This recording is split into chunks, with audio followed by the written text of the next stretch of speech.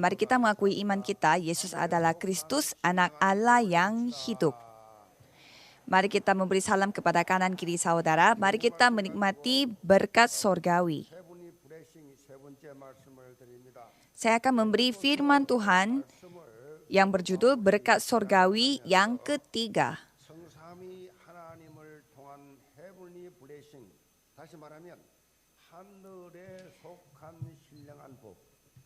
Jadi pada saat ini kami sedang mendengarkan firman Tuhan yang menjelaskan mengenai berkat rohani di dalam sorga.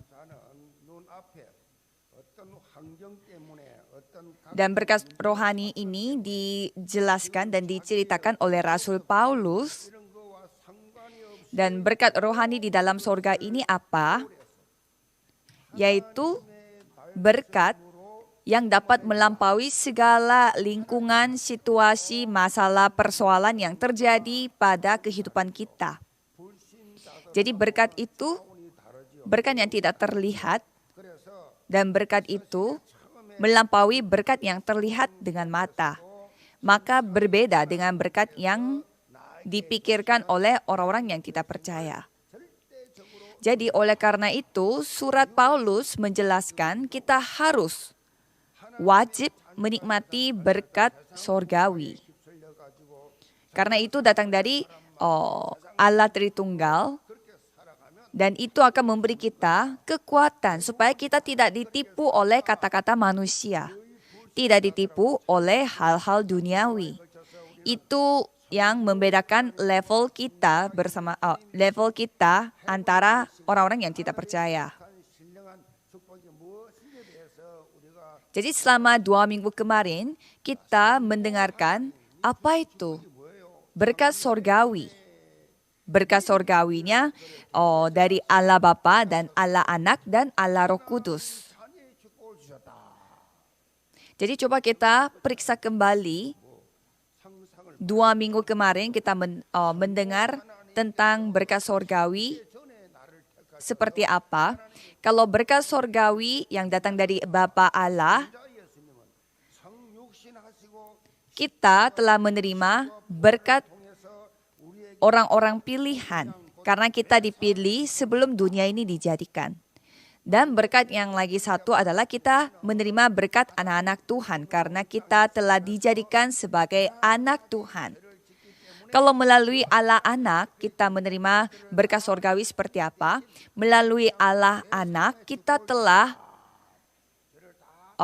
menerima berkat pengampunan dosa. Karena Yesus sendiri datang dengan tubuh manusia dan melalui penyaliban dan kebangkitan, semua dosa kita telah diampuni dan itu berkatnya. Dan berkat yang satunya lagi melalui Allah Anak yaitu Yesus, kita telah dijadikan ahli waris di dalam Kristus. Jadi kita harus menikmati berkat sebagai ahli waris dengan kuasa sebagai ahli waris. Jadi warisannya itu apa? Warisannya adalah status kita sebagai anak Tuhan yang tidak bisa direbut oleh siapapun. Jadi oleh karena itu pada hari ini kita akan melihat apa berkat sorgawi yang datang dari Allah Roh Kudus.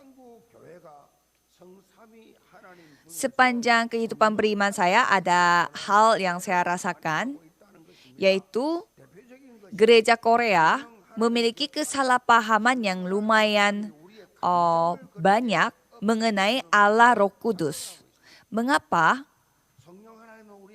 Karena gereja-gereja Korea suka menganggap Allah Roh Kudus itu Allah yang membuat kita hatinya terkesan atau terharu, tersentuh sampai nangis-nangis. Dan mereka salah paham bahwa itu adalah Roh Kudus. Ya memang pada saat kita mengadakan seminar rohani atau KKR, kebaktian kebangunan rohani, memang itu membuat kita hatinya sangat bersemangat dan terkesan, tersentuh dan terharu sampai kita meneteskan air mata. Tetapi itu hanya salah satu bentuk emosi. Jadi bukan itu bukan meneteskan air mata itu selalu Roh Kudus. Apalagi para pembicara di KKR, khususnya di masa lalunya Korea, mereka sampai membuat kondisi dan lingkungan yang membuat anggota jemaatnya jadi gampang tersentuh. Jadi mereka sengaja membuat lingkungan supaya orang-orang gampang tersentuh.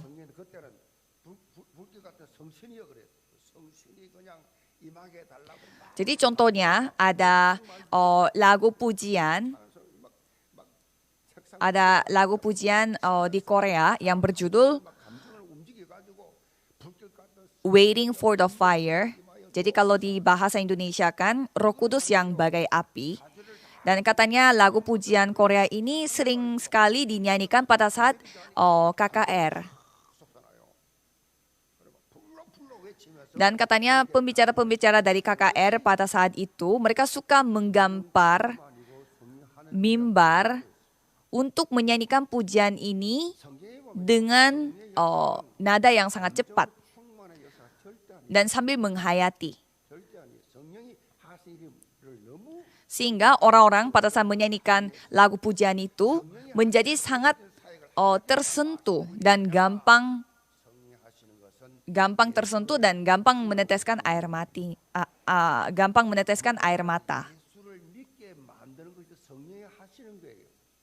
Jadi bukan karena kita merasakan rasa sentimen itu dikuasai oleh Roh Kudus, tetapi Roh Kudus berkarya untuk membuat hati kita terbuka. Seperti 1 Korintus 12 ayat 3 di sana mengatakan, tidak ada seorang pun yang dapat mengaku Yesus adalah Tuhan selain oleh Roh Kudus.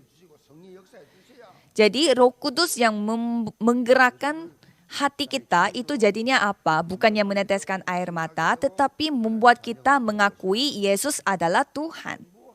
Dan melalui pengakuan tersebut kita bisa menjadi anak Tuhan. Jadi secara keseluruhan kita bisa melihat kalau Allah Bapa merancangkan keselamatan kita, dan kalau Allah Anak, Ia menggenapinya rancangan tersebut melalui Yesus. Dan kalau Roh Kudus mempraktekkan keselamatan tersebut. Jadi merancang,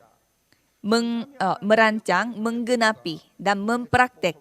Ini adalah berkat surgawi yang datang dari Allah Tritunggal untuk keselamatan kita.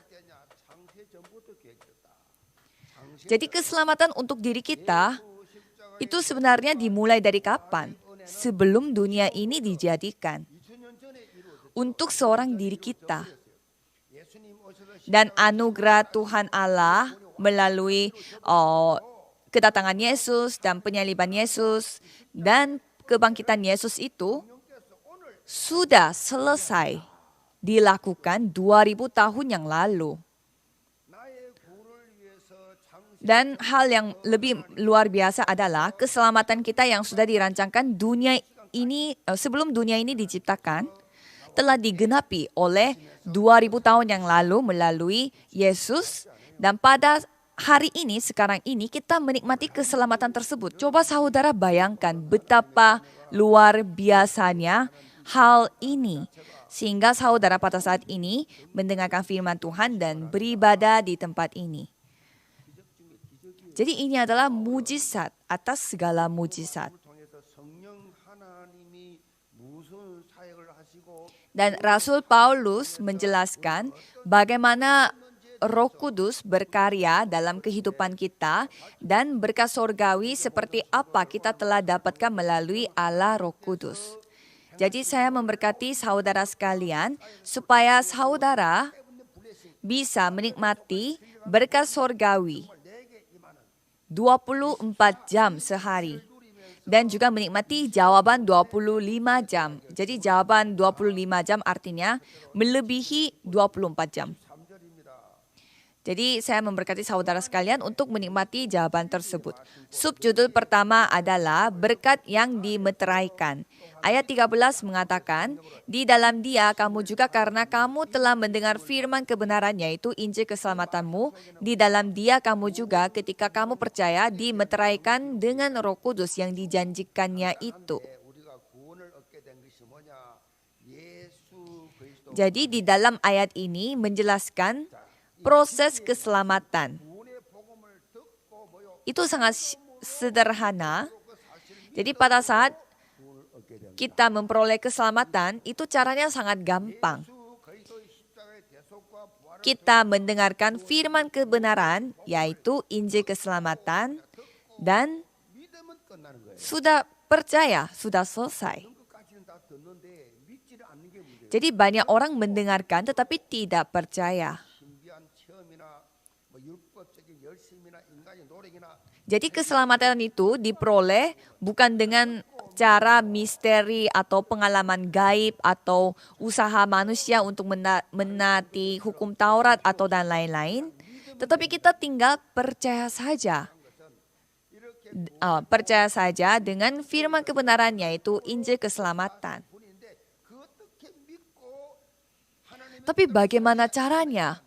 Kita bisa percaya. Bukannya kita bisa memaksakan perasaan kita untuk percaya. Kita tidak bisa memaksa kepercayaan kita. Maka dari itu, Roh Kudus berkarya.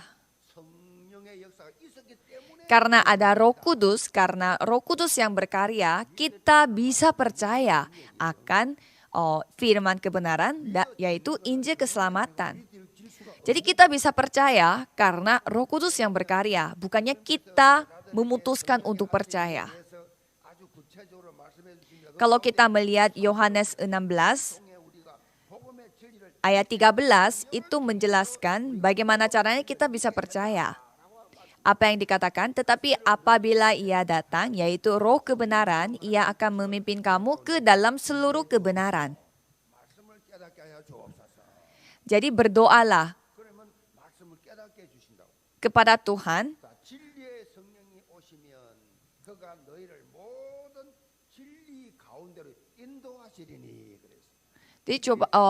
Jadi apa yang dikatakan di sana, yaitu Roh kebenaran, Roh Kudus yang akan memimpin kita untuk seluruh kebenaran. Jadi saudara datang ke gereja Yewon karena dipimpin oleh Roh Kudus. Jadi itu semua adalah anugerah Tuhan Allah. Kalau saudara pada saat ini berada di tempat ini, bukan karena Roh Kudus, saudara tidak mungkin duduk di tempat ini. Dan kalau kita melihat Kisah Para Rasul 16 ayat 14 sampai 15, di sana juga menjelaskan bagaimana Lydia telah mendengarkan firman dari Paulus dan dapat percaya di daerah Eropa itu, sehingga dia menjadi orang Kristus.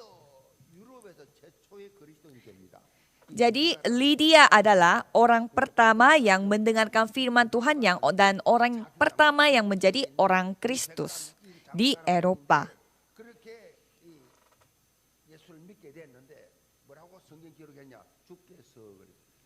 Dan firman-Nya itu mengatakan bahwa Tuhan membuka hatinya sehingga ia memperhatikan apa yang dikatakan oleh Paulus.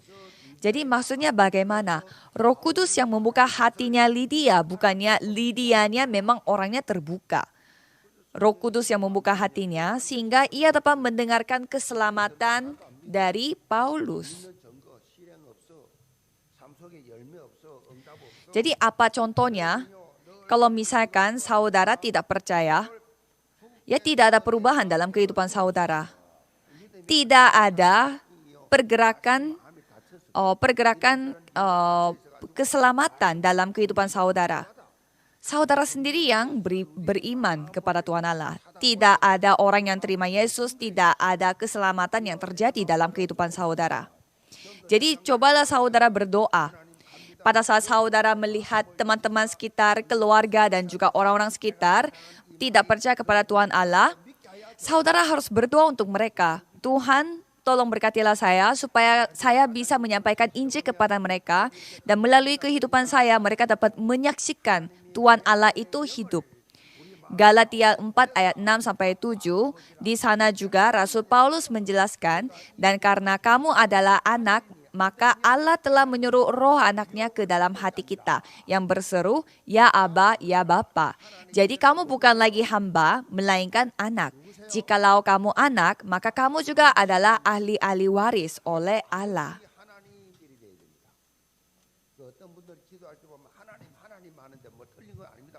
Ya, jadi banyak orang memanggil Tuhan Bapa dengan Bapa. Mengapa? Karena kita memang anaknya. Kalau bukan Roh Kudus yang berkarya, kita tidak bisa memanggil juga Tuhan Allah dengan panggilan Bapa. Jadi coba saudara bayangkan, manusia pun kalau dia adalah seorang bapa, pasti ia peduli dengan anaknya. Maka kita pun berseru kepada Tuhan Allah, ya Aba, ya Bapa. Tuhan Bapa. Berdoalah kepada Tuhan Allah, berdoalah kepada Bapa saudara sendiri, maka Roh Kudus yang akan berkarya. Khususnya kalau saudara melihat ayat firman hari ini menjelaskan, menggambarkan apa itu berkat sorgawi secara jelas. Yaitu berkat yang dimeteraikan. Jadi meterai itu apa? Yaitu dikasih cap atau stempel. Dimeteraikan. Jadi dalam masyarakat Romawi juga mereka menggunakan meterai itu untuk membuktikan keaslian dan juga untuk menunjukkan kepemilikan. Jadi stempel dari dokumen atau kontrak itu pasti menunjukkan bahwa kontrak itu telah selesai dan telah sah. Jadi tidak bisa diubah. Dan di masa lalu pun mereka sampai memakai cap untuk ternak mereka dengan segel panggung api untuk mengkonfirmasikan kepemilikan mereka. Bahkan budak pun dipakai cap atau meterai pada mereka untuk mengungkapkan siapa yang memiliki budak tersebut. Jadi dengan latar belakang Romawi pada zaman itu, Rasul menggambarkan bagaimana status kita, yaitu status yang sudah dimeteraikan oleh Roh Kudus. Jadi status kita ini milik Tuhan Allah. Ya, jadi walaupun kita berusaha untuk menolaknya, ya tidak bisa karena kita sudah dimeteraikan melalui Roh Kudus. Di 1 Petrus 2 ayat 9, kamulah bangsa yang terpilih, imamat yang rajani, bangsa yang kudus, umat kepunyaan Allah sendiri. Jadi sudah selesai. Kita sudah dipanggil sebagai bangsa yang terpilih, imamat yang rajani, bangsa yang kudus, umat kepunyaan Allah sendiri. Ini latar belakang yang tidak bisa dibandingkan dengan orang-orang dunia. Roma 8 ayat 16 menjelaskan, roh itu bersaksi bersama-sama dengan roh kita bahwa kita adalah anak-anak Allah. Kita bersaksi pun Roh Kudus yang berkarya, bukannya kita yang bersaksi.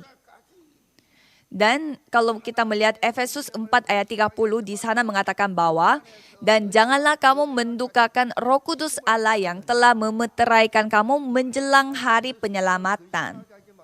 Jadi maksudnya apa? Kita ini dimeteraikan sampai hari penyelamatan.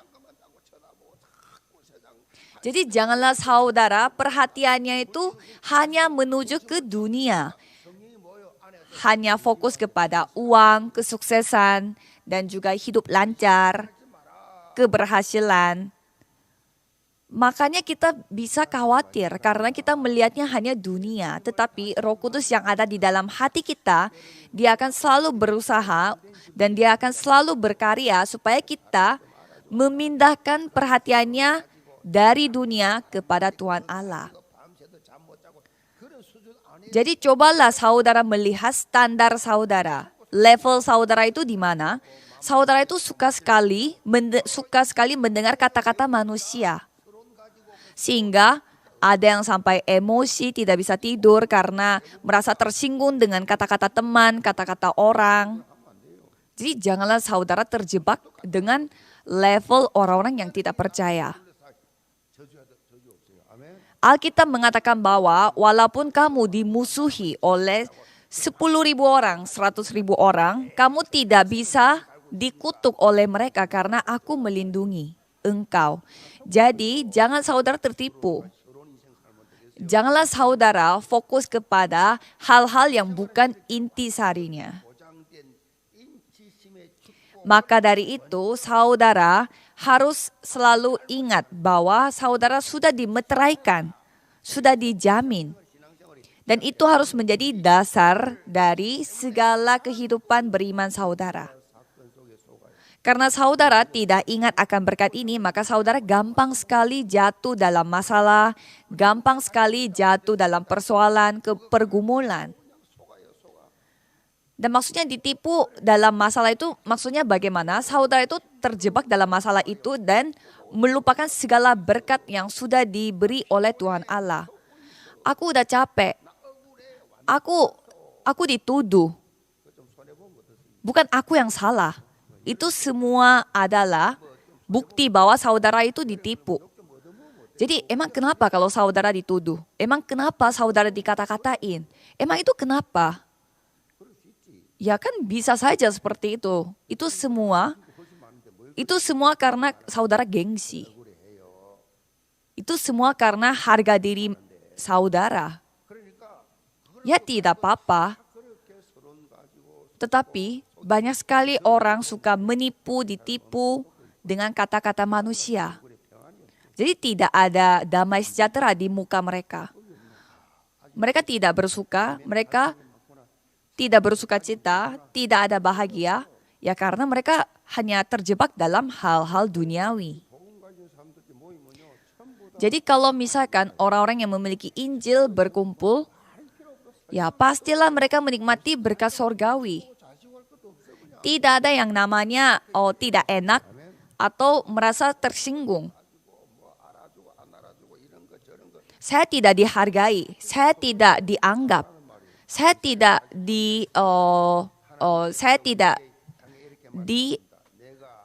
dipandang. Jadi itu semua karena gengsi manusia. Kalau kita melihat Yesaya 43 ayat 1, janganlah takut sebab aku telah menebus engkau, aku telah memanggil engkau dengan namamu, engkau ini kepunyaanku. Jadi Tuhan sudah berkata, kita milik kepunyaan Tuhan Allah. Jadi tidak ada yang dapat mengganggu kita.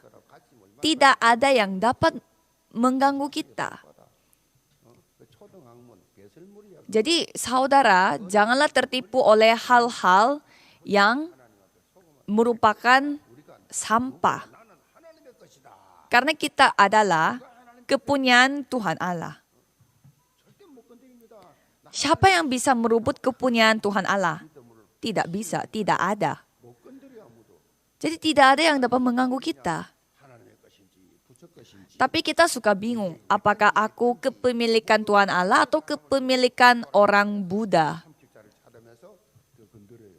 Maksudnya kepemilikan agama lain. Jadi setan, iblis akan berusaha untuk menipu kita supaya kita jadi bingung. Dan membuat kita tidak puas dan tidak cukup dengan firman Tuhan. Firman Tuhan aja mengatakan, setan itu, iblis itu, seperti singa yang mengaum-aum mencari celah. Apalagi saudara suka memiliki keuntungan. Jadi pada saat kita ditipu oleh orang juga pasti seperti itu karena kita tidak puas dan merasa kurang dengan apa yang kita sudah miliki, makanya kita gampang mendengarkan kata orang, ini akan berhasil, ini akan membawa kita keuntungan. Jadi jangan sampai saudara ditipu oleh hal-hal yang tidak penting dan menikmati berkat surgawi. Seorang teolog yang terkenal di Amerika Serikat, dia bernama Carl Henry, dan ia mengatakan bahwa tips untuk hidup berlimpah adalah bereaksi pada kemampuan Tuhan Allah. Jadi katanya, pada saat kita tidak percaya, kita akan kehilangan segalanya karena kita selalu hidupnya dengan mencari sesuatu yang kurang untuk memenuhi kekurangan kita. Jadi saya memberkati saudara sekalian supaya saudara bisa menikmati berkat surgawi yang berkelimpahan dan menjadi orang tersisa, peziarah dan penguasa atas hidup saudara. Subjudul kedua adalah berkat yang dijaminkan. Ayat 14 mengatakan, dan Roh Kudus itu adalah jaminan bagian kita sampai kita memperoleh seluruhnya, yaitu penebusan yang menjadikan kita milik Allah untuk memuji kemuliaannya.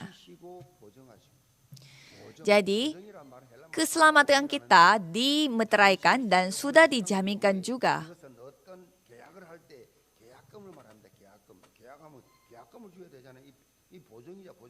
Jadi, pada saat jadi maksudnya dijamin itu apa? Pada saat kita mau kontrak, pastilah kita bayar uang deposit. Deposit itu bukti bahwa kita akan jamin bahwa kita akan membayar sisanya, bahwa kita akan pasti untuk melakukan kontraknya.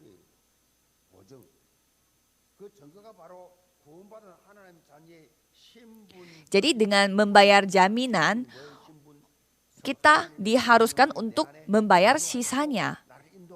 Jadi pemberian Roh Kudus disebut oleh Paulus sebagai jaminan dari semua hal yang akan diwarisi oleh orang Kristen. Jadi itu seperti angsuran pertama dari kemuliaan yang akan datang.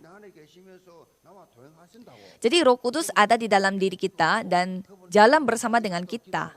Jadi saudara tinggal berdoa saja supaya Roh Kudus di dalam hati kita yang berkarya. Apakah saudara memiliki penyakit mental seperti depresi, atau saudara suka menyendiri dan merasa sepi, sendirian? Roh Kudus bersama dengan saudara di dalam hati saudara. Kenapa saudara merasakan hal seperti itu? Pastilah saudara berbahagia. Rasul Paulus mengatakan kita harus yakin akan berkat surgawi ini. Sampai Rasul Paulus berkata berulang-ulang kali di 2 Korintus 1 ayat 22 mengatakan memeteraikan tanda miliknya atas kita dan yang memberikan Roh Kudus di dalam hati kita sebagai jaminan dari semua yang telah disediakan untuk kita.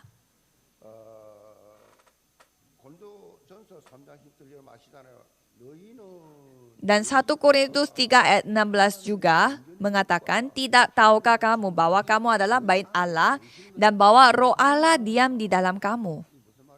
Jadi maksudnya bagaimana?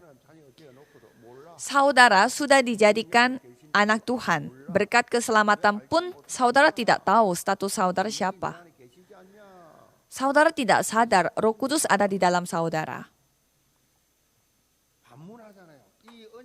Jadi sampai ditanya kembali oleh Rasul Paulus, tidak tahukah kamu? Jadi kebersamaan Roh Kudus itu sendiri adalah bukti bahwa kita adalah rakyat kerajaan sorga. Jadi kalau kita tidak menikmati kebersamaan Roh Kudus, kepemimpinan Roh Kudus, berkaryanya Roh Kudus, kalau kita tidak menikmati berkat Roh Kudus ini secara nyata, kehidupan beriman kita akan itu menjadi sangat kering, selalu berkekurangan. Mengapa? 마치 찬송가본 183장의 고백처럼 Ya karena kita tidak bisa menikmati berkat anugerah secara dalam, jadi ya apa-apa gampang kering rasa syukurnya. Seperti lagu pujian Korea yang berjudul Jiwaku Layu Bagai Rumput Kering di Ladang Kosong. Jadi orang yang seperti itu tidak kelihatan berkelimpahan. Dia kelihatannya selalu kurang. Jadi cobalah saudara melihat orang-orang yang sukses di dunia. Mereka kelihatannya selalu beda dengan orang lain. Kelihatannya ada sesuatu. Mereka tidak merasa kebingungan. Mereka selalu yakin akan hal itu dan mereka selalu kelihatan percaya diri. Tetapi kalau orang yang gagal, coba saudara melihat, kelihatannya selalu dalam kondisi putus asa dan selalu bingung. Jadi sama seperti itu, saudara harus dipenuhi oleh Roh Kudus. Jadi saudara harus melampaui keterbatasan saudara. Melampaui diri saudara. Melampaui kemampuan saudara. Tapi banyak orang yang tidak bisa melampaui diri mereka. Jadi selama 1 minggu kemarin di Korea terjadi masalah hujan sehingga banyak banjir. Jadi banyak yang terjadi masalah. Tetapi kalau hujan yang datang dari Roh Kudus, kita harus menikmatinya secara penuh. Jadi firman itu akan datang seperti hujan. Jadi saudara harus nikmati semua Roh Kudus itu. Ada orang yang menikmati hujan Roh Kudus itu hanya sampai di pergelangan kaki, dan ada juga yang menikmatinya sampai sebanyak pinggang, dan ada yang menikmatinya sampai melebihi kepala.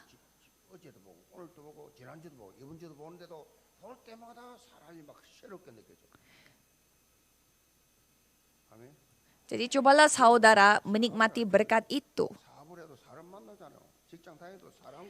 Cobalah saudara menikmati berkat itu dalam bisnis dan juga di dalam hubungan manusia. Jadi setiap hari akan diperbaharui oleh Tuhan Allah. Banyak orang yang kelihatannya seperti kayak bosan. Tertulis di muka. Bosan karena ada orang yang suka ngomongnya itu berulang-ulang. Ngomonginnya masa lalu dan ngomongin itu lagi dan ngomongin itu lagi. Mengapa orang suka membicarakan masa lalu? Karena mereka terjebak dalam masa lalu, tidak ada yang baru dalam hidupnya. Jadi orang yang selalu diperbaharui oleh Tuhan Allah, pastilah ia akan diperbaharui juga setiap hari. Seorang pendeta yang memberi banyak inspirasi kepada pendeta-pendeta yang lain, yaitu pendeta yang bernama Eugene H. Peterson. Ia menulis sebuah buku yang berjudul The Jesus Way, Jalan Yesus, yaitu jalan yang dia, yaitu itu menjelaskan jalannya Yesus dan pembicaraan yang dilakukan dalam jalan menuju kepada Yesus. Dan di sana bukunya mengatakan bahwa bagi orang-orang yang pergi menuju surga, jalan yang ditempuh itu sendiri sudah surga baginya. Jadi kita pun lagi menuju ke surga. Masa jalan itu sendiri tidak berkat bagi kita? Rasul Paulus, ia sedang berada di dalam penjara pada saat ia menulis surat Efesus ini. Tapi itu tidak masalah baginya. Orang yang lagi menuju ke surga, jalan itu lengkung atau jalan itu susah ditempuh pun berkat baginya. Karena jalan itu menuju surga. Fakta itu sendiri sudah berkat baginya. Maka dari itu, kehidupan kita pun ya tidak masalah kalau terjadi masalah. persoalan pergumulan tidak bisa menjadi masalah. 바랍니다. 나는 지금 천국행을 향하여 가고 있다. Jadi kita lagi menuju 그래서 그 어떤 상황 속에서도 ke kerajaan sorga. 천국행 가고 있는데 절대 나를 가두지를 못해. Jadi tidak ada yang dapat memblokir kita. Jadi janganlah saudara memblokir diri saudara dari hal-hal berkat sorgawi dan menikmati berkat sorgawi tersebut sebagai platform menara pengintai dan antena rohani. 블레싱에 대해서 우리 구체적으로 살펴봤을 건데 Jadi selama 3 minggu kita mendalami berkat sorgawi secara konkret dan secara jelas.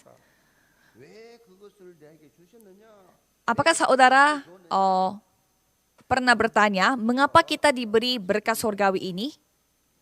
Jawabannya adalah supaya kita bisa memuji Tuhan Allah. Supaya kita menaiki pujian kepada Tuhan Allah. 우리의 삶이에요. Karena itulah kehidupan kita. Janganlah kita memuji diri kita sendiri. Janganlah kita hidup untuk diri kita sendiri. Kalau saudara hidupnya seperti itu, 여러분이 살지만은 자식을 산 게 아니에요. ya saudara pasti hidupnya itu tidak ada artinya. Apakah saudara hidup demi anak-anak saudara? Apakah saudara hidup demi keluarga saudara? Itu pun tidak ada artinya. Kita harus hidup hanya untuk memuji Tuhan Allah. 성자 예수님이 주신 축복이 Coba kita melihat ayat 6. 주신 축복을 마무리하는 14절을 Coba kita melihat ayat 6 yang menjelaskan berkat surgawi dari Allah Bapa. Dan ayat 12 yang menjelaskan tentang berkat dari Allah Anak. Dan melihat ayat 14 yang menjelaskan tentang berkat Allah Roh Kudus. Semua pakai kata terpujilah menjadi puji-pujian dan memuji kemuliaan Tuhan Allah. Jadi inilah alasannya mengapa kita diberi berkat sorgawi untuk memuji Tuhan. Untuk menjadi puji-pujian bagi kemuliaan Tuhan Allah. Itulah alasan mengapa kita ada di ladang ini. Jadi bagaimana caranya kita memuji Tuhan Allah? Ya, kehidupan kita sendiri bisa menjadi pujian bagi Tuhan Allah. Dan kita dipakai oleh Tuhan untuk menikmati pujian ini lebih banyak lagi orangnya, yaitu keselamatan. Jadi berkat keselamatan harus ada pada kehidupan yang memuji Tuhan Allah. 신병철 박사가 쓴 책인데 이 책이 이 부제를 이렇게 Seorang profesor yang bernama Shin Byung-chol, dia adalah seorang ahli di bidang marketing. Dan dia menulis buku yang berjudul Ritual. Dan buku itu menjelaskan bahwa 생각보다 중요한 것이 buku itu menegaskan ambil tindakan itu lebih penting daripada hanya berpikir saja. Jadi katanya bergerak dulu, hati akan mengikutinya. Jadi banyak orang yang tidak mau berolahraga. 5분만 탈게 5분만 타다 보면 30분 타요. Jadi banyak orang yang tidak bisa olahraga juga karena mereka tidak bisa memulai. Cobalah saudara berpikir, ya coba 1 menit aja, 2 menit aja, atau 5 menit saja olahraga. Kalau gitu, sekali olahraga pasti akan bisa olahraga. 뭐든지 이 여러분이 생각 Jadi apapun yang saudara pikirkan, 많은 사람들은 응답 못 받아요. jadi orang yang terlalu banyak pikirannya, mereka tidak bisa mendapatkan berkat. 머리 속에서 이 생각 Kalau saudara hanya berpikir saja pakai otak, dan tidak bisa menghasilkan tindakan, ya tidak terjadi apa-apa. Jangan seperti sandiwara tragedi karya William Shakespeare, yaitu Hamlet. Hamlet itu seorang tokoh yang suka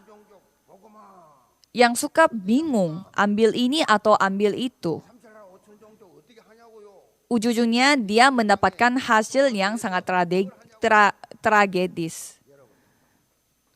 Jadi kalau saudara harus menjadi seperti seorang tokoh terkenal yang bernama Don Quixote. 하나님이 기도 중이든지 Don Quixote itu tokoh yang digambarkan dari karya klasiknya penulis Spanyol. Dan dia orangnya ambil tindakan dulu, ambil perbuatan dulu, berkeputusan dulu, tindakan dulu. Jadi cobalah saudara, tindak dulu. 나는 설교도 안 해보고 개척했다니까. Jadi saya mau merintis gereja. 유치장 전도 Saya merintis gereja bukan sebagai seorang pendeta, tetapi saya tidak pernah khotbah sebelumnya pada saat saya merintis gereja. Saya hanya menginjil di tempat penjara, di jalanan. Saya hanya sebagai seorang penginjil. Pada saat saya berstatus penginjil, saya merintis gereja. Bagaimana caranya saya merintis gereja pada saat saya hanya seorang penginjil, tidak pernah khotbah? 무슨 나이 40에 신학 가서 뭐 Jadi saya tidak memiliki persiapan apa-apa. Waktu itu saya umurnya udah 40 tahun. 어디 갈지 몰라 그냥 가. Saya orangnya bukan orang dari Seoul. Saya hidupnya di luar Seoul. Tapi Tuhan menyuruh saya untuk pergi ke Seoul. Jadi saya datang ke Seoul. Dengan kondisi sudah berkeluarga. 장로님 보세요. Dan saya masih seorang penginjil. Saya merintis gereja. Dan saya masih umurnya saya udah umurnya 40 tahun. Tapi saya masuk ke Universitas Teologi. Dan di negara Filipina tidak ada sistem apa-apa, tapi anak saya pergi ke sana sebagai misionaris. Ya, Tuhan sendiri yang membuka jalan. Jadi cobalah saudara maju terus ke depan. Kalau bawa Injil, maju kemanapun, Tuhan yang buka jalan. Setan tidak bisa. 영계 모든 성도들 성삼위 하나님이 내게 주신 heavenly blessing. 아멘. Setan tidak bisa ganggu kita. 놀라운 축복. Jadi percayalah bahwa ada heavenly blessing, berkat sorgawi. 그리스도의 절대 제자들 다 되시기를 주님으로 Jadi saya memberkati saudara sekalian supaya saudara bisa menjadi murid-murid Yesus yang mutlak, yang memiliki berkat sorgawi. Mari kita berdoa. Tuhan tolong berkatilah seluruh anggota jemaat gereja Yewon supaya mereka saat ini dengan membawa berkat sorgawi ini mereka langsung maju ke depan dipakai oleh Tuhan di ladang mereka masing-masing dengan keyakinan mutlak. Dalam nama Tuhan Yesus Kristus kami berdoa.